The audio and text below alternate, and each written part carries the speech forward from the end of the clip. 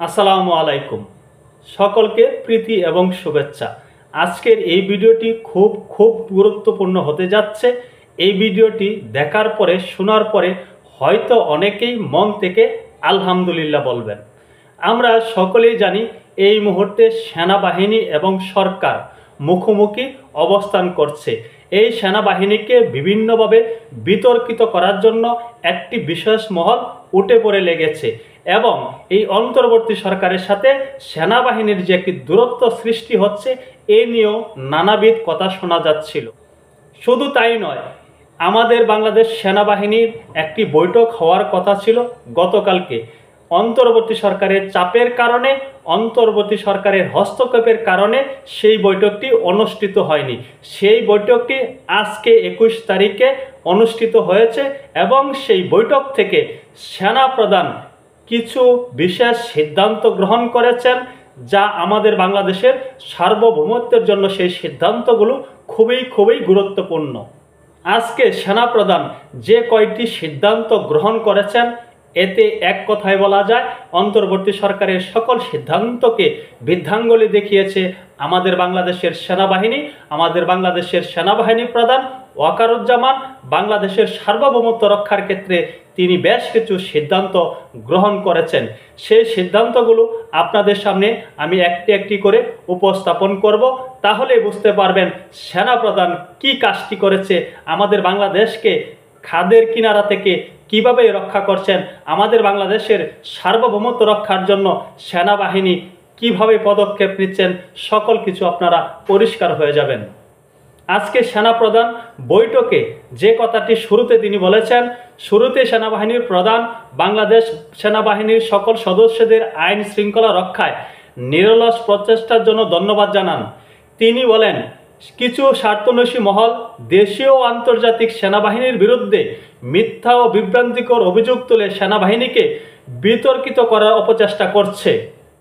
আমাদের তাদের উদ্দেশ্য সম্পর্কে সতর্ক থাকতে হবে, যেহেতু পুলিশ ও প্রশাসন নানা চ্যালেঞ্জের মুখে রয়েছে এবং সেনাবাহিনী শেষ ভরসা।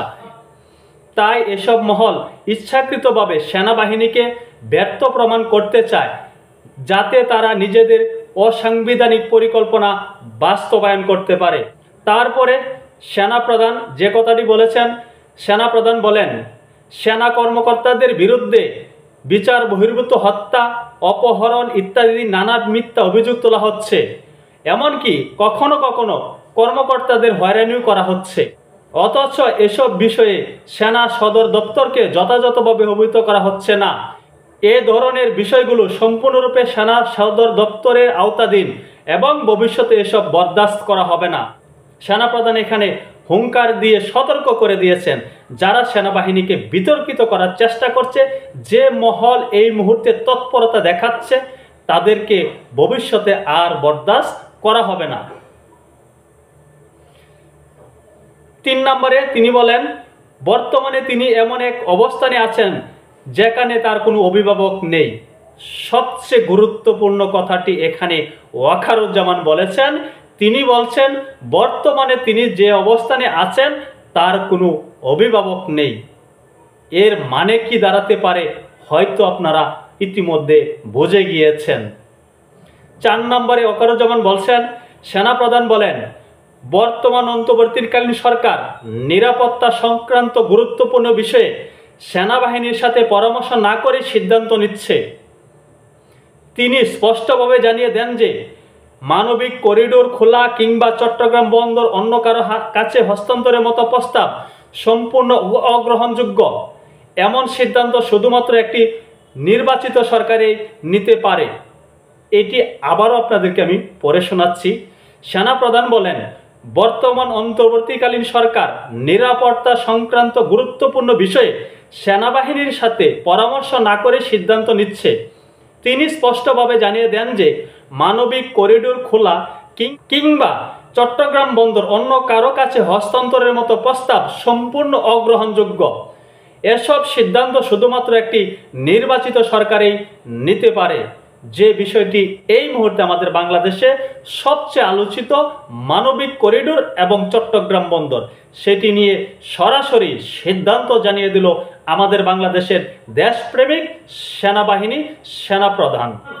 তিনি বলছেন, করিডোর টরিডোর বুঝি না, এসব চলবে না, বন্দর অন্য কারো কাছে হস্তান্তর করা চলবে না, এগুলো এই সরকারে করার কোনো ইখতিয়ার নেই। এই সকল সিদ্ধান্ত শুধুমাত্র একটি নির্বাচিত সরকারই নিতে পারে। 5 নম্বরে আরও গুরুত্বপূর্ণ কথা বলেছেন সেনাপ্রধান। 5 নম্বরে তিনি বলেছেন, সেনাপ্রধান গভীর উদ্বেগ প্রকাশ করে বলেন, অন্তর্বর্তীকালীন সরকার গুরুত্বপূর্ণ নিরাপত্তা সংক্রান্ত সিদ্ধান্ত নিচ্ছে সেনাবাহিনীকে অন্ধকারে রেখে। এমনকি জাতিসংঘে সেনাবাহিনীর সংশ্লিষ্ট বিষয়েও উপর চিঠিও পাঠানো হয়েছে সাময়িক কমান্ডারদের সঙ্গে আলোচনা না করেই। তিনি দৃঢ়ভাবে বলেন, 2025 সালের ডিসেম্বরের মধ্যে অবশ্যই নির্বাচন অনুষ্ঠিত হতে হবে এবং 2026 সালের 1 জানুয়ারিতে একটি নির্বাচিত সরকারের কাছে ক্ষমতা হস্তান্তর করতে হবে।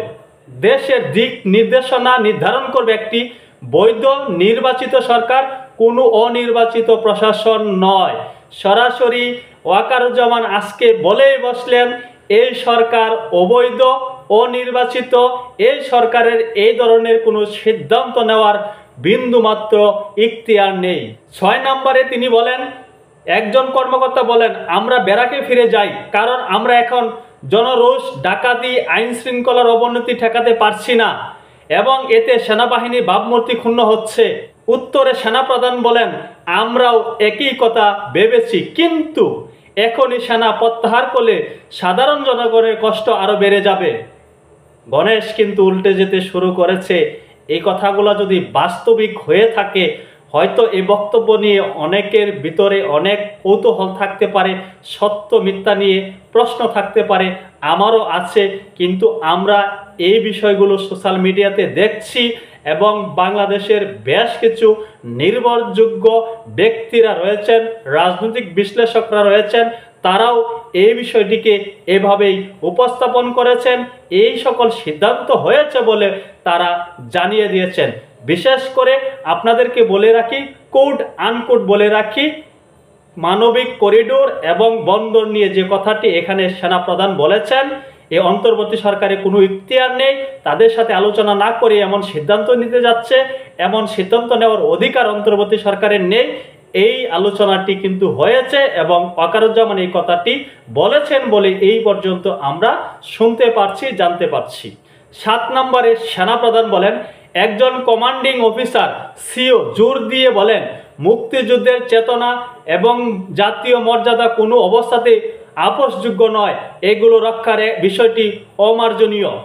এক পর্যায়ে একজন সেনা অফিসার উঠে দাঁড়িয়ে ওয়াকারুজ্জামানকে অভয় দিয়ে বলেন যে, এই পর্যায়ে এক কর্মকর্তা উঠে দাঁড়িয়ে সেনাপ্রধানকে বলেন, অফিসার কোর সেনাপ্রধানের পেছনে ঐক্যবদ্ধ এবং যে কোনো আদেশ পালনের জন্য প্রস্তুত।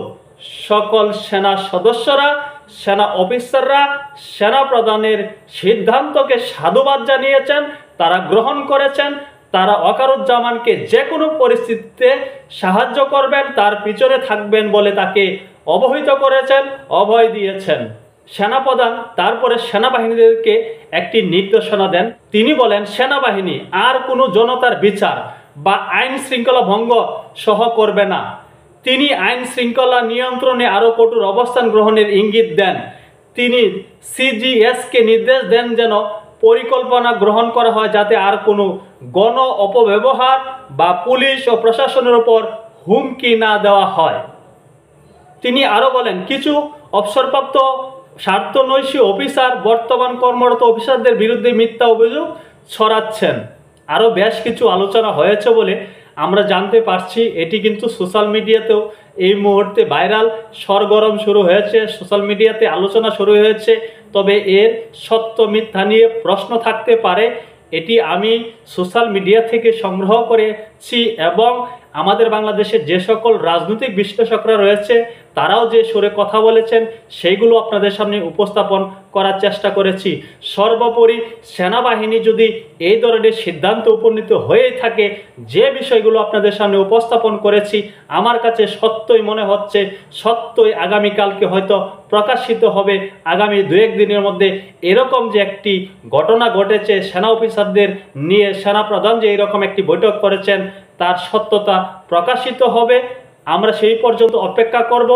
তবে সেনাবাহিনী করিডোর এবং সমুদ্র বন্দর নিয়ে এবং বাংলাদেশের সার্বভৌমত্ব নিয়ে যে ধরনের বক্তব্য দিয়েছেন সেগুলোকে আমরা সাধুবাদ জানাই।